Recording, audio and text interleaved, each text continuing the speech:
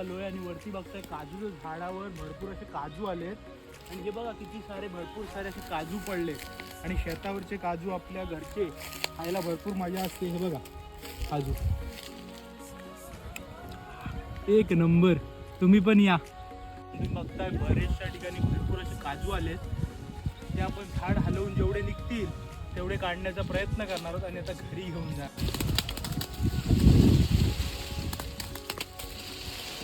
तुम्ही पण काजूच्या झाडावर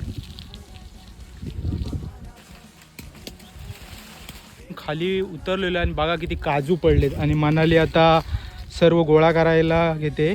मनाली किती केलेस काजू गोळा? दाखव जरा आम्हाला पण. खूप सारे आहेत. भरपूर गोळा केलेस गो. एकच नंबर काजू. तुम्ही पण या.